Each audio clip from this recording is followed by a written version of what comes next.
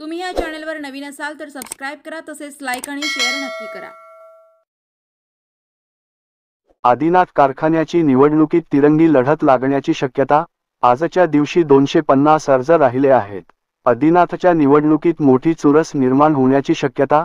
आदिनाथच्या निवडणुकीत प्राध्यापक रामदास झोळ यांच्या माध्यमातून सभासदांना मिळणार तिसरा पर्याय। श्री आदिनाथ सहकारी साखर कारखान्याच्या निवडणुकीतून बागल गटानंतर माजी आमदार जयवंतराव जगताप यांनीही माघार घेतली आहे। कारखान्याच्या हिताचा विचार करून खासदार धैर्यशील मोहिते पाटील, आमदार रणजितसिंह मोहिते पाटील, आमदार नारायण पाटील यांच्याशी चर्चा करून आम्ही आदिनाथच्या निवडणुकीतून माघार घेण्याचा निर्णय घेतला, असे जगताप यांनी स्पष्ट केले। बागल गट जगताप गटाच्या माघारीनंतर आदिनाथच्या रिंगणात आता आमदार नारायण पाटील, माजी आमदार संजय शिंदे आणि प्राध्यापक रामदास झोळ यांच्यात सामना होण्याची शक्यता आहे।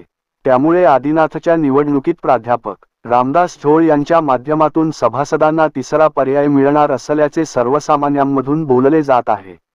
जयवंतराव जगताप यांनी करमाळा कृषी उत्पन्न बाजार समितीच्या सभागृहात पत्रकार परिषद घेऊन आदिनाथ सहकारी साखर कारखान्याच्या निवडणुकीबाबत आपली भूमिका जाहीर केली।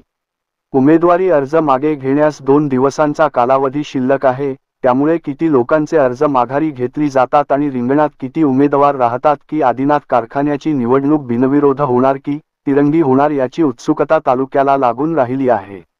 यावेळी जयवंतराव जगताप म्हणाले की कारखान्याची निवडणूक बिनविरोध करण्यात यावी अशी भूमिका मांडली होती। आमच्या काही कार्यकर्त्यांनी उमेदवारी अर्जही भरले आहेत।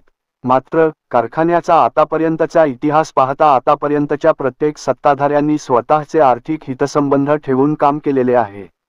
खासदार धैर्यशील मोहिते पाटील, आमदार रणजितसिंह मोहिते पाटील, आमदार नारायण पाटील यांच्याबरोबर चर्चा करून आदिनाथ सहकारी साखर कारखान्याच्या निवडणुकीत माघार घेण्याचा निर्णय घेतला आहे।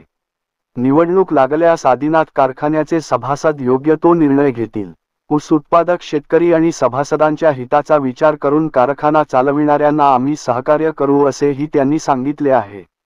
त्यामुळेच बागल गट जगताप गटाच्या माघारीनंतर आदिनाथच्या रिंगणात आता आमदार नारायण पाटील, माजी आमदार संजय शिंदे आणि प्राध्यापक रामदास झोळ यांच्यात लढत होण्याची शक्यता आहे असे सर्वसामान्यांमधून बोलले जात आहे।